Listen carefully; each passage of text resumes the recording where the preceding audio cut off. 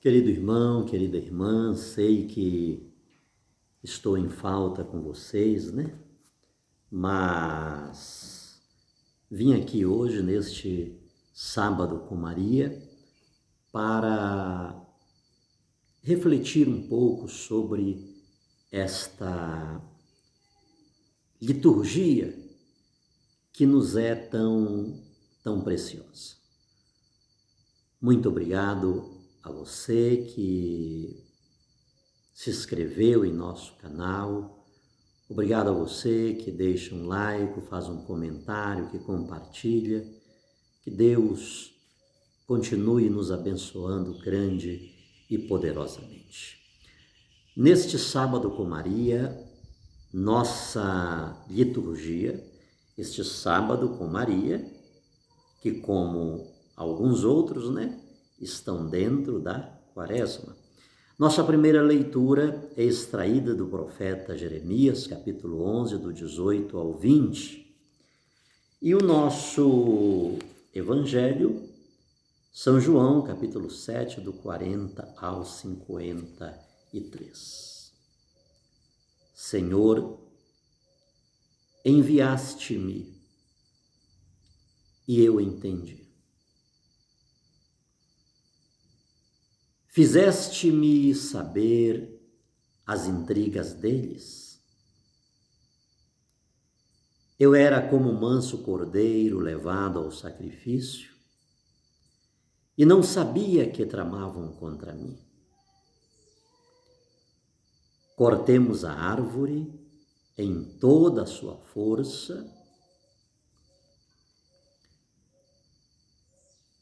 a eliminemos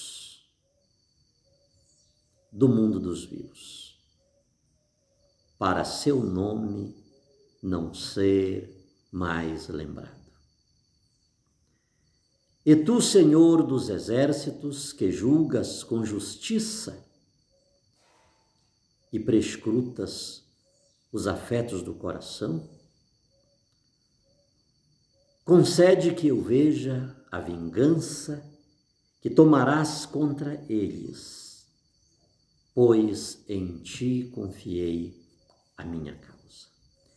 Esta para nós é palavra do Senhor, graças a Deus. Naquele tempo, ao ouvirem as palavras de Jesus, algumas pessoas da multidão diziam: este é verdadeiramente o profeta. Outros diziam, ele é o Messias. Todavia, alguns objetavam: porventura, o Messias virá da Galileia? Não diz a Escritura que o Messias será da descendência de Davi e virá de Belém, povoado de onde era Davi? Assim, houve divisão no meio do povo por causa de Jesus. Alguns queriam prendê-lo, mas ninguém pôs as mãos nele. Então os guardas do templo voltaram para os sumos sacerdotes e os fariseus, e estes lhes perguntaram: por que não o trouxestes?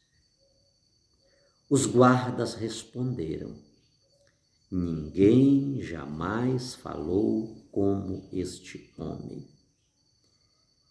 Então os fariseus disseram-lhes: também vós vos deixastes enganar? Por acaso algum dos chefes ou dos fariseus acreditou nele? Mas esta gente que não conhece a lei é maldita. Nicodemos, porém, um dos fariseus, aquele que anteriormente se tinha encontrado com Jesus, disse: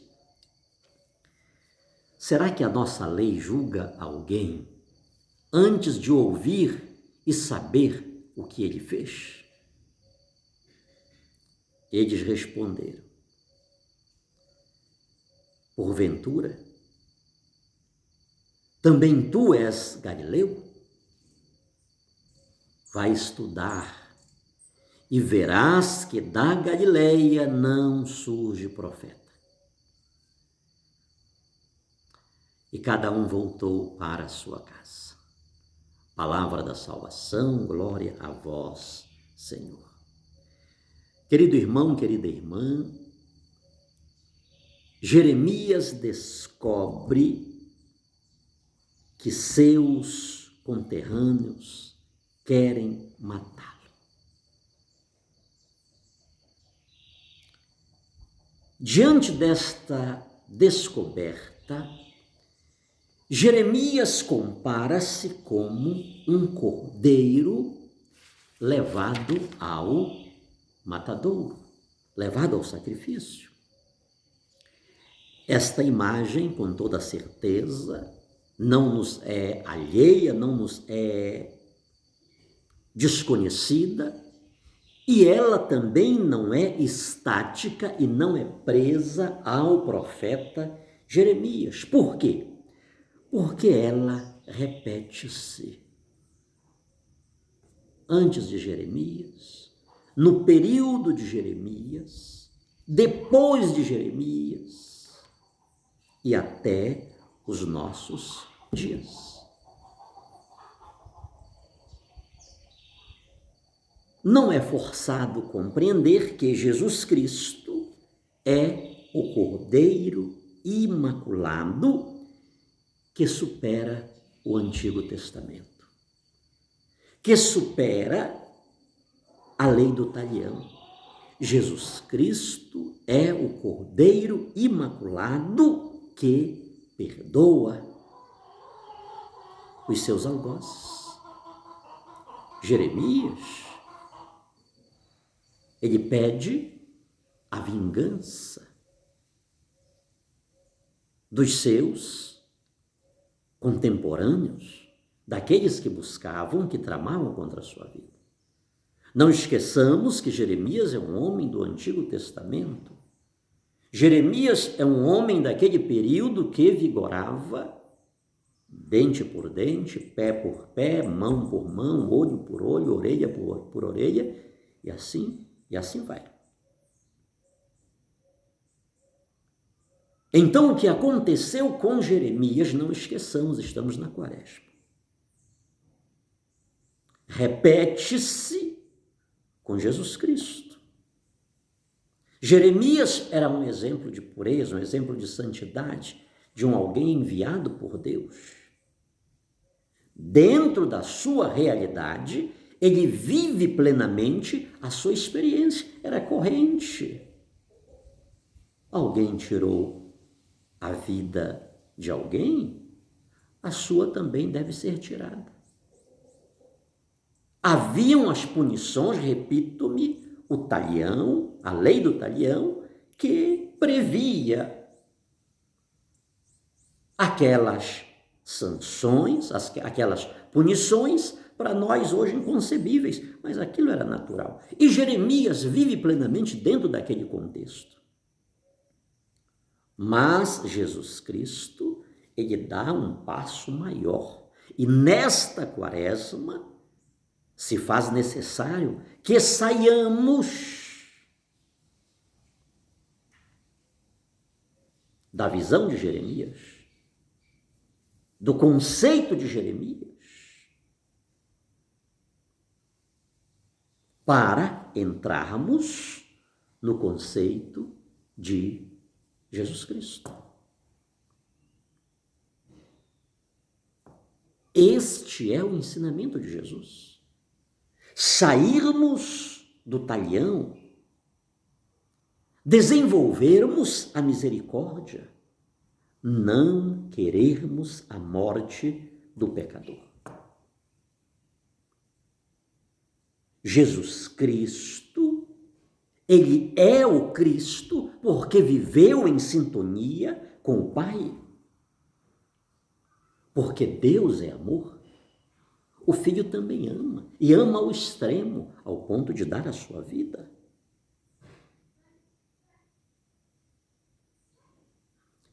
Nunca nenhum homem falou assim. Por quê? Nunca nenhum homem falou assim, e Jesus falou, sendo visto na condição de um ser humano. Era alguém de carne, osso, sangue. Seu sangue foi derramado na cruz, sua última gota de sangue, água, enfim. Por que não o trouxestes? Nunca nenhum homem falou assim, porque Jesus Cristo era um homem configurado com o Pai.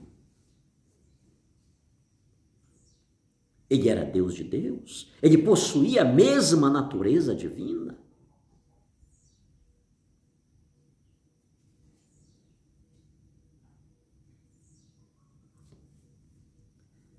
Até que ponto, queridos, estamos dispostos a sofrer para sermos discípulos de Jesus Cristo? Até que ponto? A pergunta hoje não está focada sobre a identidade de Jesus Cristo. A pergunta hoje está concentrada em nós. Quem somos?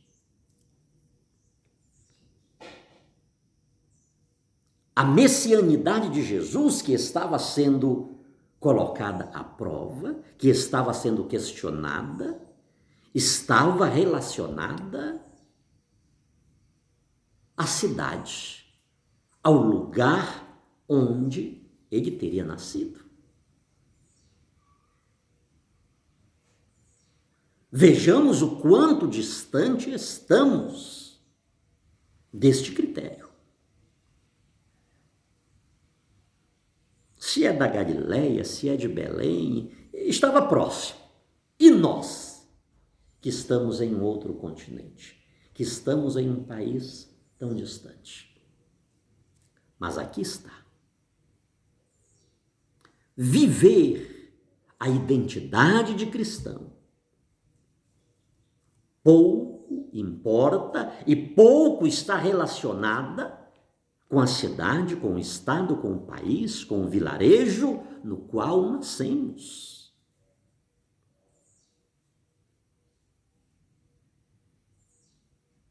Jesus, mais que a nacionalidade, mais que a cidade, o local geográfico do seu nascimento, ele estava em perfeita sintonia com o Pai. Ele era um cidadão dos céus. Ele era o dono de toda a terra. Ele é africano, é asiático, é europeu.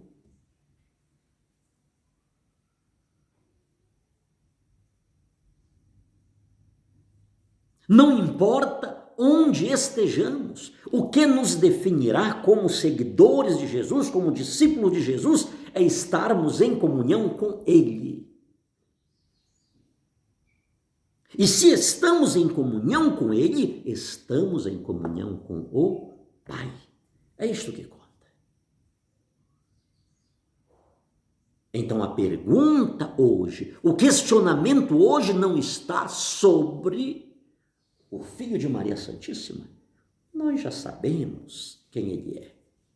Mas é necessário que cada um de nós hoje queiramos estar em sintonia com o Filho de Maria Santíssima, com Jesus Cristo, para que também estejamos em sintonia com o Pai. E uma vez em sintonia com o Pai, por Jesus Cristo, no Espírito Santo, não importa o lugar onde estejamos, aonde formos, ainda que seja qualificado como o pior dos lugares. o lugar dos publicanos, o lugar das meretrizes, o lugar dos piores, dos mais marginalizados, mas aquele lugar, ele poderá ser transformado, porque naquele lugar está um cidadão dos céus, está um amigo de Jesus Cristo, está um amigo de Deus.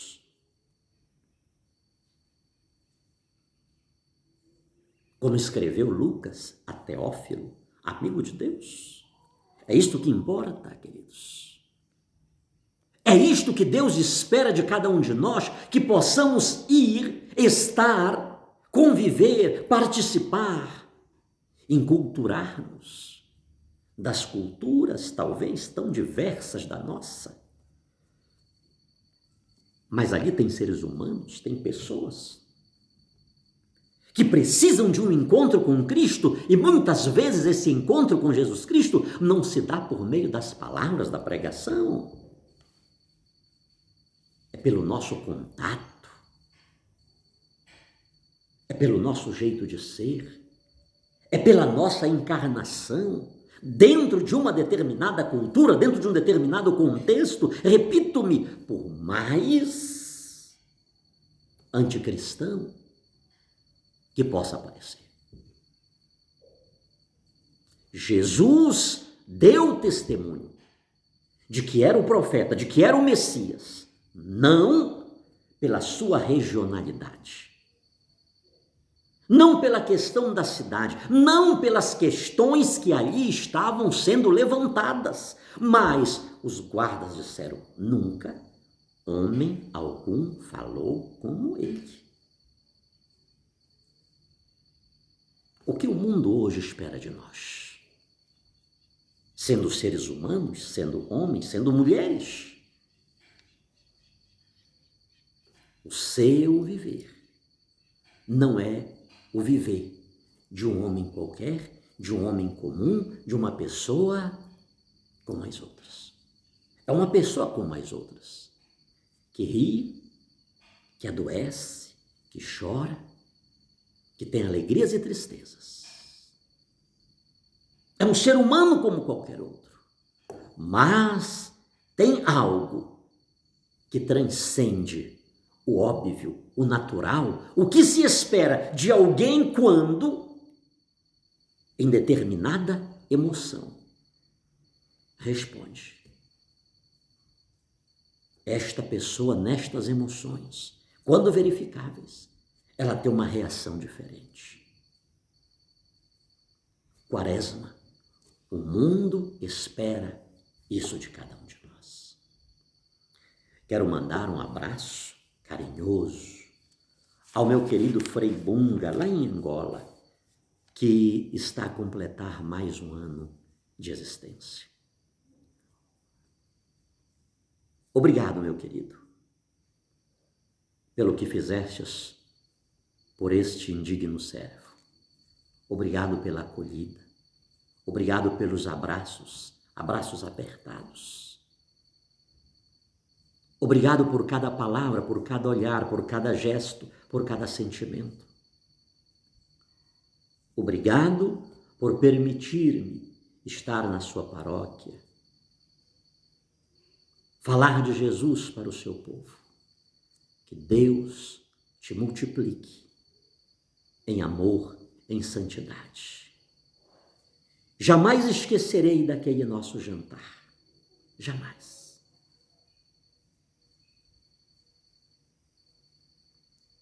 Quando o Senhor recusou-se a jantar, se aquela moça também não jantasse. Ela fez de tudo para não jantar, embora estivesse sentada à mesa conosco. E o Senhor dividiu a sua comida, o seu prato. Se houve uma cena que naquele jantar eu prestei atenção, foi naquela. Obrigado por ser esse pastor. Tive o privilégio de estar em sua paróquia e ver como o Senhor trata o seu povo. Tive o privilégio de dividir o palco lá no Quimbo São Francisco com o Senhor, ministrar ao seu lado. Que Deus continue a te abençoar grande e poderosamente. E para terminar, quero compartilhar com você, meu irmão, minha irmã, alguns nomes para que rezemos. Marcilene da Silva de Assis. São pessoas que estão hospitalizadas. A Tainã Roberta Leocárdio de Paula. E são mulheres novas, de pouca idade. Marcilene da Silva de Assis. Tainã Roberta Leocárdio de Paula. Elienay Rane da Silva Santos. Grave este nome. Elienay Rane da Silva Santos. Inclusive, quero pedir aos meus irmãos de Angola, também grandes intercessores e intercessoras. A Elienay Rane da Silva Santos tem 20 anos. Está com câncer no útero. Ontem, lá no hospital, estava lá. E ela foi aberta e fechada. Aberta e fechada. É triste isso, muito doloroso. Mas como eu disse ontem ainda para ela, o nosso Deus, Ele continua dizendo para os Lázaros de hoje, vem para fora. Vem para fora. Através destas 3 pessoas, quero colocar todas aquelas pessoas que estão naquele hospital. E em tantos outros. Desde o Brasil, queremos rezar por vocês aí em Angola, meus irmãos, em Moçambique.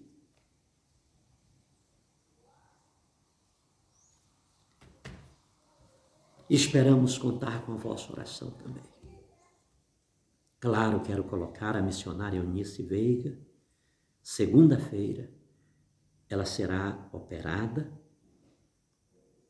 passará por uma cirurgia e depois também passará provavelmente por mais 2 cirurgias. Mas o primeiro passo é este que ela vai dar na segunda-feira. Ok?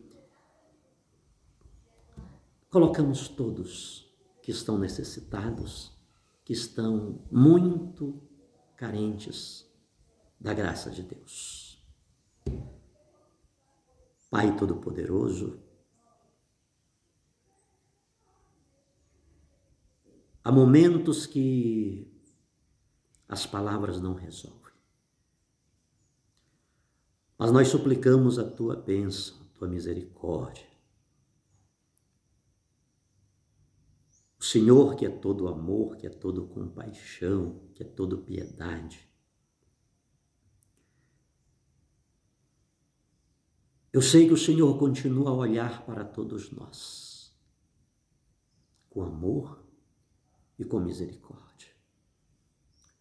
Obrigado, Senhor, pelos milagres que a gente verifica dentro dos hospitais. Quantos milagres o Senhor realiza através dos médicos.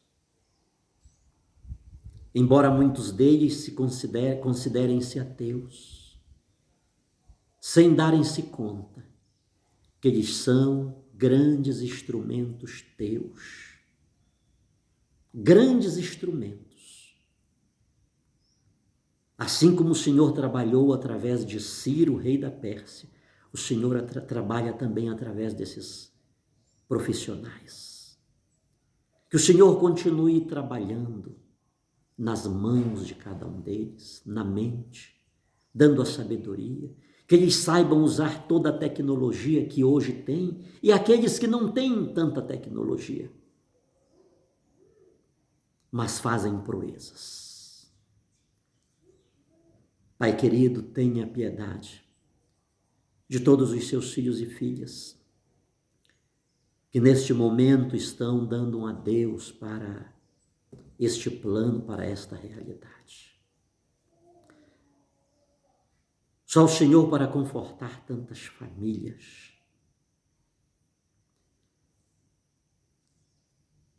Que já não tem mais nem lágrimas para chorar. Mãe querida, Tu és a saúde dos enfermos, o refúgio dos pecadores, a consoladora dos aflitos.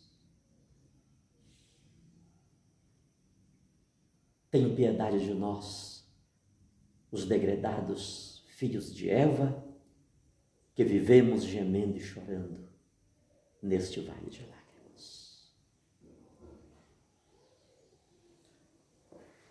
Sobre todos nós hoje sempre a bênção desse Deus Todo-Poderoso, que é Pai, Filho e Espírito Santo.